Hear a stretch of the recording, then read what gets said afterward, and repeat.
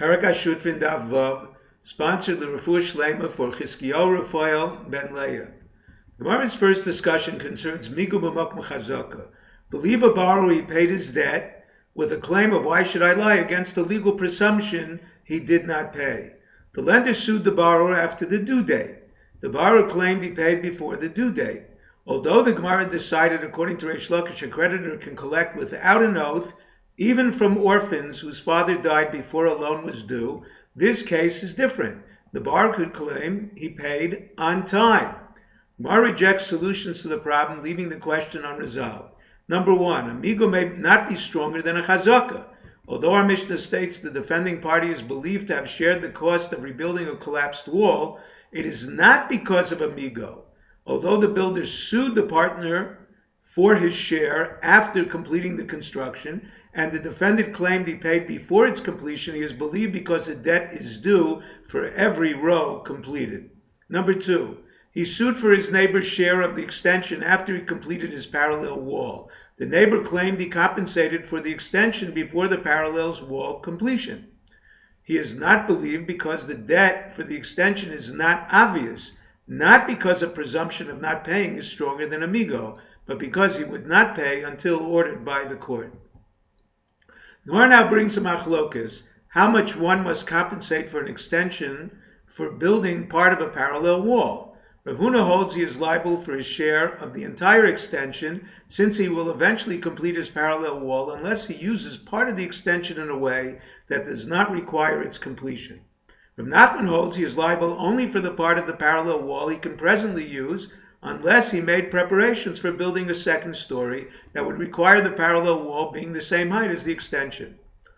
The builder of the extension built a window with casings for beams to support a roof. In spite of these renovations, his neighbor cannot claim he shared the cost of the extension. The builder of the extension can claim these renovations were for future possible reconciliation. He preferred to include these renovations as part of the initial building of the extension rather than weaken it later. The next Gemara discusses chazakas, presumptive rights of usage, where one uses his neighbor's property in his presence and the owner does not protest. Number one, placing beams on a neighbor's wall. The Gemara brings two versions of Rav Nachman's opinion. The owner did not protest a narrow beam on his wall. The neighbor cannot place a heavy one on it. The other version is he can place even a heavy one on it. Rav Yosef holds he is permitted to place even a heavy one. His rights to use the wall permit him to place anything there as long as he does not damage it. Number two, rainwater dripping from a roof into a neighbor's courtyard. The Gemara brings two versions of Rav Nachman. A courtyard owner who did not protest rainwater dripping from his neighbor's roof along the entire length of the courtyard permits him to drain onto one area by way of a spout. However, not protesting draining onto one area does not permit dripping along the entire length. The other version is to allow dripping along the entire length, but not from a shack whose roof is made of willow branches. The concentration of water prevents the owner from using his courtyard. Rav Yosef permits any amount of runoff. According to the first version, as long as the owner can still use his courtyard. According to the second version, even if he cannot use it. The Gemara now discusses different opinions regarding the rights of a tenant in an apartment building. Rav Nachman, in the name of Rabbi Baravua, holds he can use the protruding beams and holes on the outer wall within 4 amos of his apartment.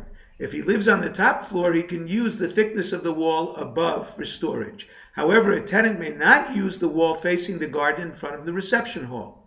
Rav Nachman holds he can use the wall facing the garden, but not the area behind the building. Rava holds he is permitted to use even the area behind the building.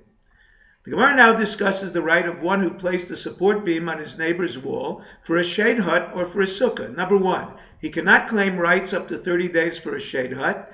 The owner can claim he did not protest, assuming the hut was temporary. After 30 days, the neighbor can claim he acquired rights.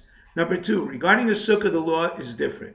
He is believed to have acquired rights after 7 days. Sukkahs were built as permanent structures. The owner of the wall can claim he did not want to disrupt his neighbor's yontiv, but immediately after he must protest. If the owner of the sukkah cemented the beam to his neighbor's wall, he acquires rights immediately.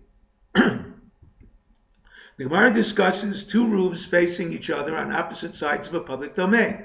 Abai holds both are required to build a fence 4 amos high from opposite ends that stretches a little more than half of their roof. One who took the initiative to build first does not have to extend his fence along his whole roof, even if his neighbor offers to pay. He can claim the excess weight will damage his walls. Both can force each other to build even though there is concern for invasion of privacy from pedestrians. Number one, pedestrians are a concern by day. A neighbor is a concern even by night. Number two, pedestrians see when one is standing, a neighbor even when his neighbor is sitting. Number three, pedestrians have to raise their heads. A neighbor sees with no effort. The next case discussed is slightly different than the previous. Either a roof faces a courtyard or two roofs face each other with no separation of a public or private domain. Shmuel holds the owner of a roof must build a fence not to invade the privacy of a courtyard. However, adjacent roofs do not require fencing since the owners notice each other immediately. Rav Nachman holds the roof owner is not required to build a height of 4 amos to prevent hezekriya because he does not use his roof regularly, but he is required to build a fence of 10 tefachim to avoid trespassing. Otherwise, a neighbor can claim he climbed over a border marker to retrieve fallen items.